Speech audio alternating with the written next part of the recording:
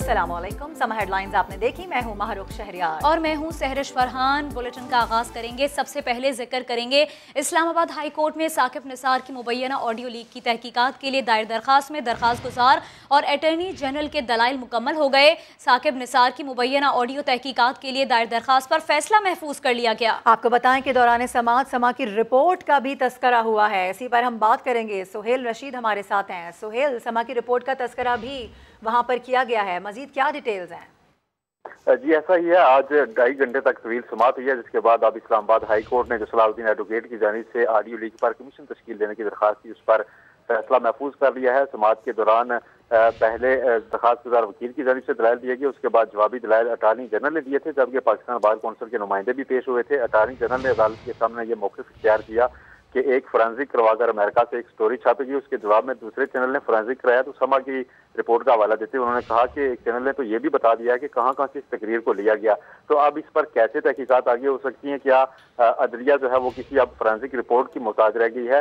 तारीख खुद तय करेगी कि किस जज का क्या रोल था। इसके साथ सलाहुद्दीन एडवोकेट थे, उनका ये मौक़िफ़ था कि कमीशन तश्कील दे दिया जाए, लेकिन अदालत ने उनसे ये सवालात उठाए कि जब जिनकी अपीलें, जिस केस से मुतल्लिक ये सब हो रहा है, वो इसी अदालत में जब ज़ेरे इल्तवा हैं तो वो खुद अदालत नहीं आ रहे, ना ही वो इसका कोई बुनियाद ले रहे हैं। लेकिन ये चूंकि एक सब जुडिस मैटर है, ज़ेरे इल्तवा केस है, तो इस पर हम एक मतवाजी तौर पर एक दूसरी कार्रवाई कैसे आगे बढ़ा सकते हैं। इस पर अटॉर्नी जनरल ने भी यही मौक़िफ़ इख्तियार किया कि माजी में भी ऐसे कई वाक़यात हुए, लेकिन उन पर कभी इंक्वायरी का नहीं कहा गया, लेकिन सिर्फ एक केस से मुतालिक ही यहाँ अदालत में आकर बताया जाता है कि अदलिया कंप्रोमाइज हो गई, एक बयानिया बनाया जा रहा है। लिहाजा उसके खिलाफ जब अब के काफ़ी सारी चीज़ें और भी सामने आ चुकी हैं और एक वाज़े मौक़िफ़ ये भी है कि ये गढ़ गढ़ कर ये बनाई गई ऑडियो थी, लिहाजा इसके ऊपर तहकीकात की ज़रूरत नहीं है। अटॉर्नी जनरल का ये मौक़िफ़ था। अब इस्लामाबाद हाईकोर्ट के चीफ जस्टिस ने सारे दलाइल मुकम्मल होने पर फैसला महफूज कर लिया है। इस दरखास्त गुजार को जो सलाहुद्दीन एडवोकेट थे वो इस मौके पर खुद अदालत में मौजूद थे और आज उनकी जानिब से पहले दलाइल मुकम्मल किए गए थे। ये तफसील ही समाअत हुई है आज मुकम्मल, इस पर दोनों फरीक़ैन को सुना गया। ठीक है, बड़ा अहम फैसला था, यह अहम मामला था और समा ने इस पर इन्वेस्टिगेटिव रिपोर्टिंग भी की थी। हमारे नुमाइंदे में बता रहे थे कि वहाँ पर इस रिपोर्ट का तस्करा भी किया गया। अटॉर्नी जनरल खालिद जावेद खान का दलाइल के दौरान समा की रिपोर्ट का भी हवाला।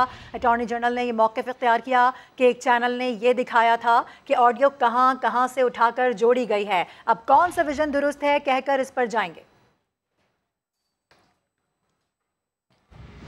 एक और अहम मामले की बात करेंगे। DGISPR ने भारतीय आर्मी चीफ के लाइन ऑफ कंट्रोल पर जंग बंदी का दावा बेबुनियाद करार दे दिया। ट्वीट में मेजर जनरल बाबर इफ्तिखार ने लिखा कि भारत का ताकत की बुनियाद पर सीज़फायर का दावा दुरुस्त नहीं। मुआहिदा कंट्रोल लाइन के दोनों अतराफ शहरी आबादी के तहफ़्फ़ुज़ की पाकिस्तानी ख्वाहिश पर हुआ। किसी फरीक का मुआहिदे को अपनी बरतरी और दूसरे की कमजोरी से ताबीर करना दुरुस्त नहीं है। वज़ीर दाखिला शेख रशीद कहते हैं भारत इंतखाबात की वजह से प्रोपेगेंडा कर रहा है। आपको बताएं कि सैनेट में कायदे अवान डॉक्टर शहजाद वसीम ने आलमी बरादरी से मुतालबा किया है कि मकबूजा कश्मीर में इंसानी हुकूक की संगीन खिलाफ वर्जियों पर मोदी को जंगी जराइम की अदालत में खड़ा किया जाए। ऐवान बाला में इजहार ख्याल करते हुए डॉक्टर शहजाद वसीम ने बताया कि मोदी हुकूमत ने मकबूजा वादी में गैर कश्मीरियों को बसाने के लिए 42 लाख गैर कानूनी डोमिसाइल्स जारी किए। मैं अक़वाम आलम से भी मुतालबा करता हूँ, भारत से मुतालबा किया जाए कि 5 अगस्त 2019 के इक़दामात को फिलफौर वापस ले। 4.2 मिलियन जो इलीगल डोमिसाइल्स इशू किए गए हैं उनको फिलफौर मनसूख किया जाए और कश्मीरियों के हक़ खुदरादियत को यकीनी बनाया जाए और मोदी को जंगी जराइम पर अदालत के कटहरे में खड़ा किया जाए। नौशकी में दहशतगर्द हमले में शहीद होने वाले कैप्टन डॉक्टर बिलाल खलील की नमाज जनाजा फैसलाबाद में अदा कर दी गई। 26 साला कैप्टन डॉक्टर बिलाल ने 2 साल कबल पाक फौज में शमूलियत इख्तियार की थी।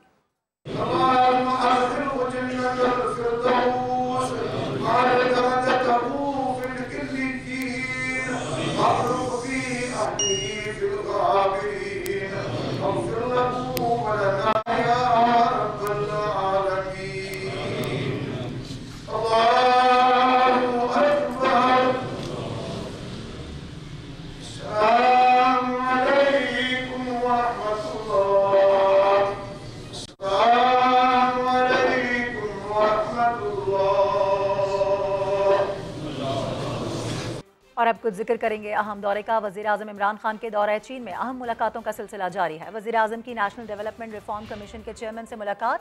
चीन के सियासी मुशावरती कॉन्फ्रेंस के वाइस चेयरमैन भी वज़ीर आज़म से मिले। मुलाकात में CPEC के जारी मंसूबों की पेशरफ्त का जायजा लिया गया। वज़ीर आज़म कहते हैं कि CPEC दोनों ममालिक के अवाम को ठोस फ़वाइद पहुँचा रहा है। दोनों मुल्कों के दरमियान स्ट्रेटेजिक ताउन और पार्टनरशिप लाजवाल है। कोरोना के बावजूद CPEC मंसूबों पर काम बतदरीज आगे बढ़ रहा है। वज़ीर आज़म इमरान खान ने बीजिंग में चीनी सरमायाकारों से वीडियो लिंक के जरिए गुफ्तगू की। वज़ीर इत्तलात फवाद चौधरी ने बताया कि वज़ीर आज़म इमरान खान और उनके हमरा वफाकी वज़रा आज बीजिंग विंटर ओलंपिक्स की इफ्तिताही तकरीब में भी शिरकत करेंगे। आज सुबह यहाँ पे चीन में आगाज़ हो चुका है जो दौरे का जो फॉर्मल पार्ट है उसका। सुबह वज़ीर आज़म ने 18 से ज़्यादा जो सेक्टर्स हैं उनमें वीडियो कॉन्फ्रेंसेस की हैं। बिजनेस मीटिंग्स के बाद वज़ीर आज़म और जो वज़रा हैं वो जाएंगे सरमाई ओलंपिक्स का जो ग्राउंड है वहाँ पे, जहाँ पे इफ्तिताई तकरीबात में शिरकत करेंगे। वज़ीर आज़म पाकिस्तान के वो पहले हुक्मरान हैं, पहले लीडर हैं जिनको ओलंपिक्स में शिरकत की इस तरह से दावत दी गई है। और अभी अहम खबर है, आपको बताएं कि IMF प्रोग्राम बहाली के बाद डॉलर की बुलंद परवाज नीचे आने लगी है। इसी पर हम बात करेंगे। सैयद रिजवान आलम हमारे साथ हैं। रिजवान, क्या हुआ आज मार्केट में? जी देखिए, परसों जब ये खबर आई कि IMF प्रोग्राम बहाल हो गया है तो उसके बाद हमने देखा कि कल जो है डॉलर जो है वो 89 पैसे नीचे आया इंटरबैंक में। उसके बाद आज भी जो है दौरान ट्रेडिंग इंटरबैंक में 77 पैसे डॉलर सस्ता हो चुका है। इस तरह 2 रोज में डॉलर की कदर में जो है 1.5 रुपए से ज्यादा की कमी आ चुकी है इंटरबैंक में, जबकि ओपन करेंसी मार्केट में डॉलर जो है 2 रुपए सस्ता हो गया है। इस वक्त इंटरबैंक मार्केट में डॉलर जो है वो 174 रुपए 75 पैसे की सतह पे जो है वो ट्रेड कर रहा है, जबकि 29 दिसंबर 2021 को जो ये 178 रुपए 24 पैसे की बुलंद तरीन सतह पे पहुंचा था, वहां से अब तक 5 हफ्तों में डॉलर की कदर में जो है वो 3.5 रुपए की कमी आ चुकी है। जी ठीक है रिजवान, बहुत शुक्रिया आपका। इलेक्शन कमीशन ने खैबर पख्तूनख्वा के बल्दियाती इंतखाबात के दौरान ज़ाब्ता अखलाक की खिलाफ वर्जी पर वफाकी वज़ीर अली अमीन गंडापुर के खिलाफ दरख्वास्त पर फैसला महफूज कर लिया, जो आज ही सुनाया जाएगा। अली अमीन गंडापुर के खिलाफ ज़ाब्ता अखलाक की खिलाफ वर्जी केस का फैसला महफूज कर लिया गया है। ज़ाब्ता अखलाक की खिलाफ वर्जी केस का फैसला आज ही सुनाया जाएगा। अली अमीन कहते हैं कि लिख कर देने को तैयार हूँ कि आइंदा खिलाफ वर्जी नहीं करूँगा। हुक्म जारी करें कि जो भी खिलाफ वर्जी करेगा नाअहल होगा। फजलुर रहमान तमाम अरकान असम्बली के साथ 5 फरवरी को रैली और जलसा करेंगे। अभी खबर ये आ रही है कि पाक ऑस्ट्रेलिया टेस्ट सीरीज के शेड्यूल में तब्दीली का इम्कान है। टेस्ट सीरीज का आगाज अब कराची के बजाय रावलपिंडी से होगा। अहम खबर है, पाक ऑस्ट्रेलिया टेस्ट सीरीज के शेड्यूल में कुछ तब्दीलियां हो सकती हैं, ये इम्कान जाहिर किया जा रहा है। कादिर ख्वाजा हमारे साथ हैं, उनसे बात करेंगे। कादिर, क्या वजह बताई गई है तब्दीलियों की? जी बिल्कुल, क्रिकेट ऑस्ट्रेलिया जो है वो पहले ही रिजर्वेशन का खदशा जाहिर कर चुकी है कि उन्होंने 2 वेन्यू पर सीरीज खेलनी है, लेकिन पाकिस्तान क्रिकेट बोर्ड बज़िद है कि वो तीनों सीरीज जो है वो उसको शेड्यूल करेगा तीनों वेन्यूज पर। और Pakistan Australia test series schedule में रद्दबदल होने का भी इम्कान है। ज़ाहिर ने बताया कि टेस्ट सीरीज का आगाज अब कराची की बजाय रावलपिंडी से होगा और सीरीज का दूसरा टेस्ट कराची में होगा, जबकि तीसरा टेस्ट लाहौर में खेला जाएगा। इब्तदाई शेड्यूल के मुताबिक टेस्ट सीरीज का आगाज कराची से 3 मार्च को होना था और शेड्यूल में तब्दीली दोनों बोर्ड की बाहमी मुशावरत से शेड्यूल में तब्दीली की जा रही है, जबकि सीरीज में 3 टेस्ट, 3 वनडे और 1 T20 मैच शामिल है, जबकि व्हाइट बॉल सीरीज के मैचेस लाहौर में शेड्यूल्ड है। ठीक है कादिर, अपडेट्स के लिए आपका बहुत शुक्रिया। पाकिस्तानी क्रिकेट के लिए बड़ा झटका, फास्ट बॉलर मोहम्मद हसनैन का बॉलिंग एक्शन गैर कानूनी करार दे दिया गया। क्रिकेट ऑस्ट्रेलिया ने फास्ट बॉलर के एक्शन टेस्ट की रिपोर्ट का ऐलान कर दिया। PCB ने पाबंदी की तस्दीक करते हुए कहा है कि एक्शन की दुरुस्तगी के लिए मोहम्मद हसनैन को कंसल्टेंट फराहम किया जाएगा। और अब आपको बताएं कि साबिक चीफ सेलेक्टर इकबाल कासिम ने मोहम्मद हसनैन का बॉलिंग एक्शन गैर कानूनी करार दिए जाने पर हैरत का इजहार किया है। कहा, कौमी टीम को नुकसान तो होगा, मगर ऐसा नहीं कि नौजवान फास्ट बॉलर अब दोबारा कभी मैदान में उतर नहीं सकता। कानूनी मामलात में वक्त लगता है, वो जल्द एक्शन में आ जाएंगे। न्यूज़ है, अभी तक इतने मैचेस खेलता रहा, कभी किसी ने ऑब्जेक्शन नहीं किया। डेफिनेटली इसको नुकसान तो पाकिस्तान को होगा, क्योंकि इसका एक्सपीरियंस भी हो रहा था, आहिस्ता आहिस्ता ये अब टीम में सेटल भी हो रहा था और पाकिस्तान के लिए अच्छा कर भी रहा था। और नौजवान है, अभी बहुत लॉन्ग कैरियर है, मगर ये है कि ऐसा नहीं है कि ये इंशाल्लाह वापस कम बैक नहीं कर सकता।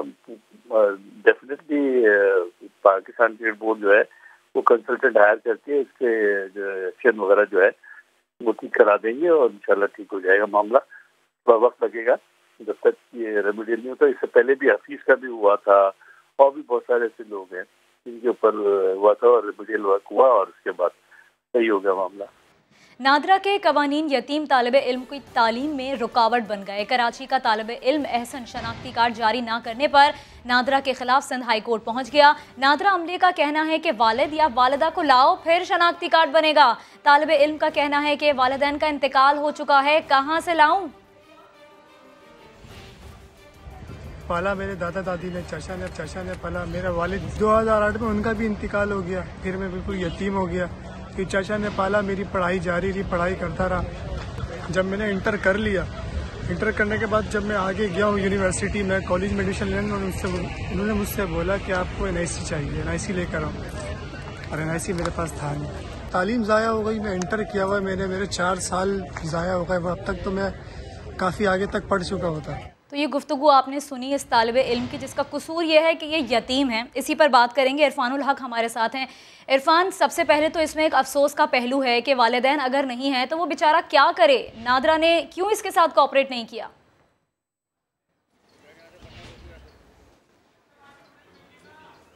देखिए, इससे कबल भी इस तरह के केसेस आए हैं हमारे सामने और सिंध हाई कोर्ट के हुक्म पर एक तालिबा का शनाख्ती कार्ड बेफॉर्म जारी किया गया था। उसकी भी तालीम में रुकावट बन गए थे। ये नादरा के जो सख्त और पेचीदा कवानीन है और ये जो दरख्वास्त दायर की गई उसमें भी यही कहा गया है कि नादरा के कवानीन को में लचक पैदा की जाए और जो कि नौजवान जो कि अपने वालिद का बर्थ सर्टिफिकेट भी पेश कर रहा है, शनाख्ती कार्ड भी पेश कर रहा है, दादा के शनाख्ती कार्ड भी पेश कर रहा है, उसे शनाख्ती कार्ड क्यों नहीं जारी किया जा रहा है? इस वजह से उसको यूनिवर्सिटी में दाखिला भी नहीं मिल रहा।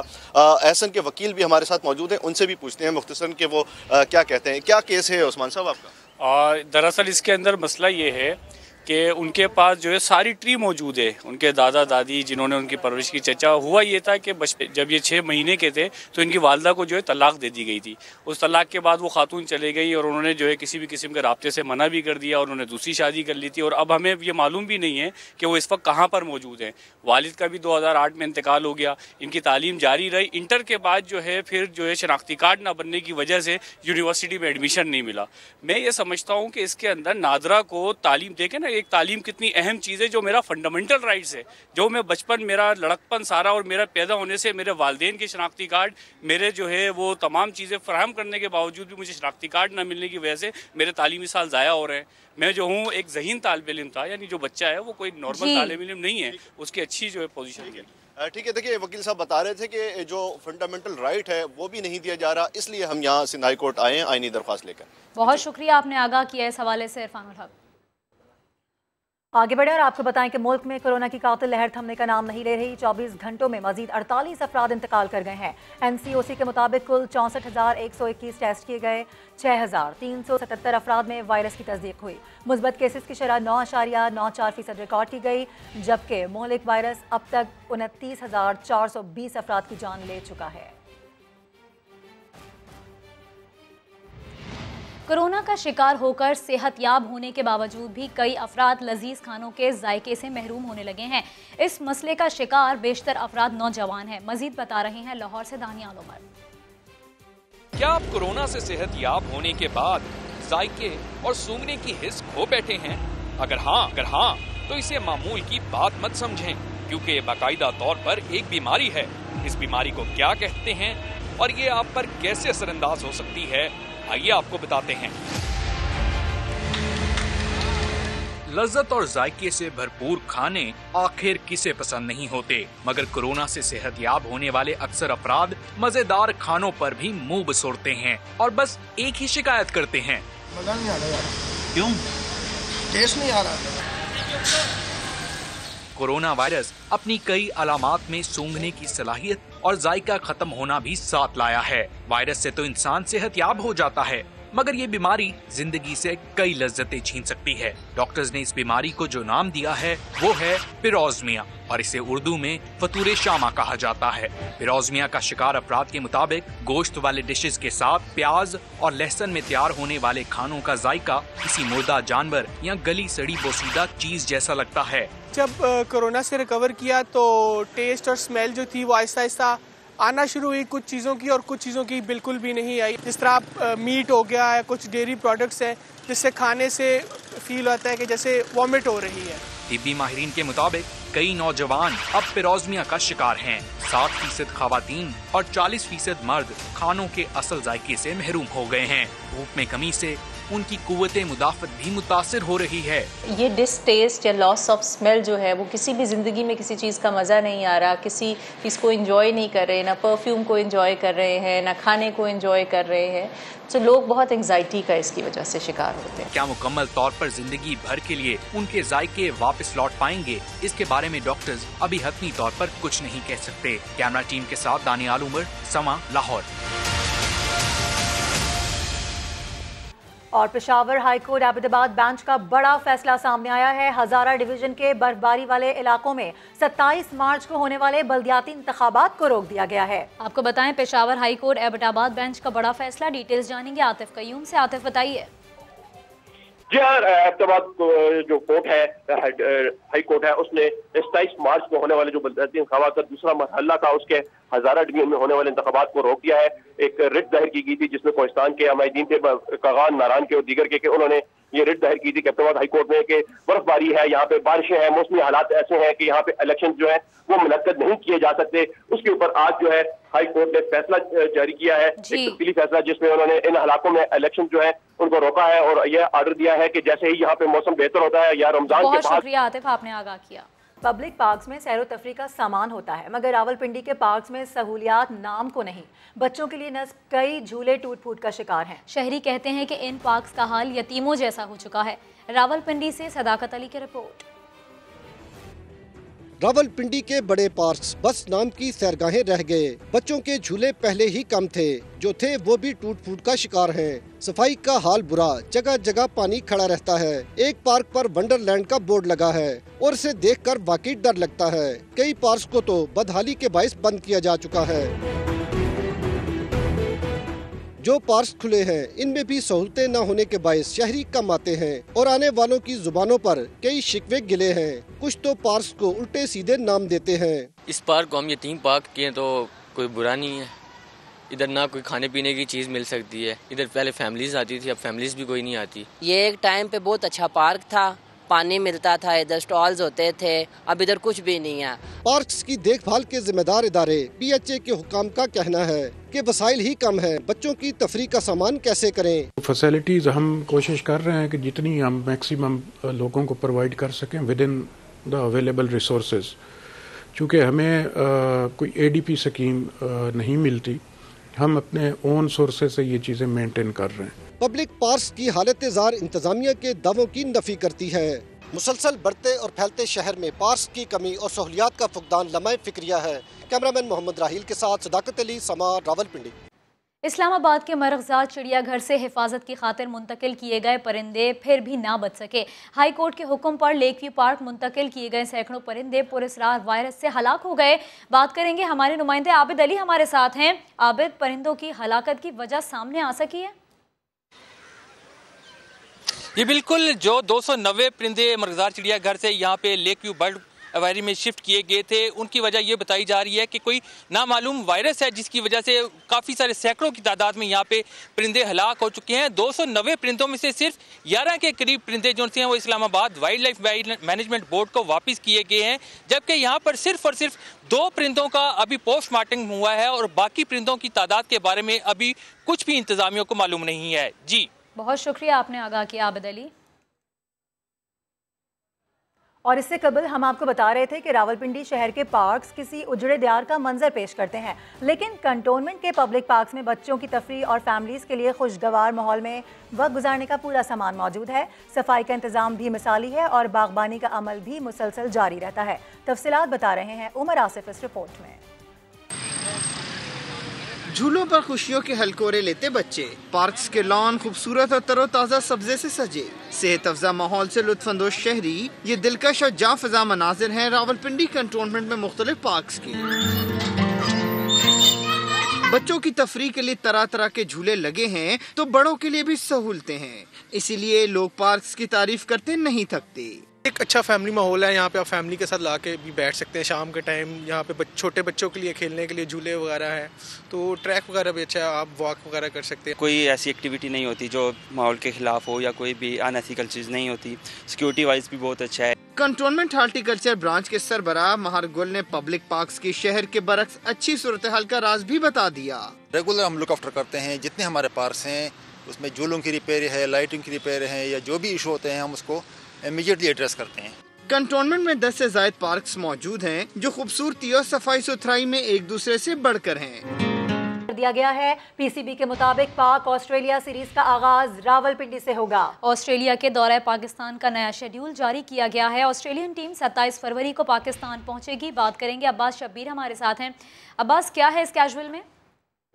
जी बिल्कुल, 27 फरवरी को ऑस्ट्रेलिया की टीम पाकिस्तान पहुंचेगी। 4 मार्च से 8 मार्च तक पहला टेस्ट रावलपिंडी में होगा, जबकि 12 से 16 मार्च तक दूसरा टेस्ट कराची में, 21 से 25 मार्च तक तीसरा टेस्ट लाहौर में होगा। पहला वनडे 29 मार्च को शेड्यूल किया गया है रावलपिंडी में, जबकि 31 मार्च को भी दूसरा वनडे रावलपिंडी में होगा। 2 अप्रैल को तीसरा वनडे भी रावलपिंडी में होगा। 3 वनडे जो है पाकिस्तान और ऑस्ट्रेलिया के दरमियान। पहले क्या शेड्यूल था? 5 अप्रैल को जो वाहिद T20 इंटरनेशनल मैच है वो रावलपिंडी में होगा। पहले कराची के अंदर टेस्ट का आगाज था, लेकिन उसको चेंज करके रावलपिंडी से टेस्ट सीरीज का आगाज किया गया है। ऑस्ट्रेलिया की टीम 27 फरवरी को पाकिस्तान पहुंचेगी। दोनों बोर्ड में ये इत्तेफाक हुआ है कि मेहमान साइड 27 फरवरी को बजरिया चार्टर्ड फ्लाइट इस्लामाबाद पहुंचेगी, जहां पे आइसोलेशन मुकम्मल करने के बाद उन्हें रावलपिंडी क्रिकेट स्टेडियम में ट्रेनिंग की इजाजत होगी। जबकि व्हाइट बॉल सीरीज के लिए ऑस्ट्रेलियन स्क्वाड में मुंतखब होने वाले 24 मार्च को पाकिस्तान खिलाड़ी जो है वो पाकिस्तान पहुंचेंगे और अपनी आइसोलेशन। सियासी इनिंग्स की भी बात करते हैं। बल्दियाती एक्ट के खिलाफ पाक सरजमीन पार्टी का धरना 6ठे रोज भी जारी है। पीपल्स पार्टी और पीएसपी के मुज़ाकरात फैसला कुन मराहिल में दाखिल हो गए और आज अहम पेशरफ्त होने का इम्कान भी है। इसी हवाले से आपको बताएं कि हमारे नुमाइंदे खुर्शीद आलम ने कुछ गुफ्तगू की है, आपको दिखाते हैं। जी हाँ बिल्कुल, पीएसपी के धरने का 6ठा रोज़ है। दीन मोहम्मद वफाई रोड पे ज़ैनब मार्केट के करीब। और सबसे अहम तरीन बात ये कि लगता ऐसा है कि मुज़ाकरात का जो दौर कल नहीं हो सका था वो 6ठा दौर आज मुमकिन है होगा।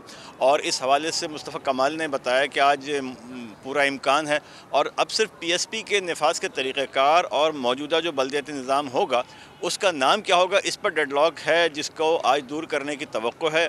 मेरे साथ मौजूद हैं पीएसपी के सरबराह मुस्तफ़ा कमाल। के लोगों को आप बता सकते हैं, कह सकते हैं कि शायद आज कोई ब्रेक थ्रू हो जाए?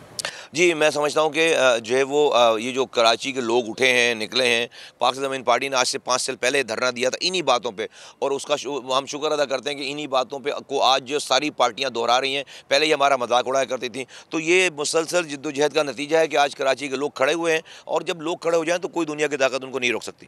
बिल्कुल, मुस्तफ़ा कमाल का कहना है कि लोग खड़े हो जाएं तो दुनिया की कोई ताकत उनको नहीं रोक सकती। और लगता ऐसा ही है कि आज अगर मुज़ाकरात का 6ठा दौर होगा तो यकीनन नतीजा खेज साबित होगा और उसके बाद कोई अहम ऐलानात भी किए जा सकते हैं कि धरने के खात्मे के हवाले से या फिर कोई नई हिकमत अमली तरतीब दी जाएगी। जी, एक ब्रेक के बाद आपसे मिलेंगे हेडलाइंस के साथ। देखते रहिए समा।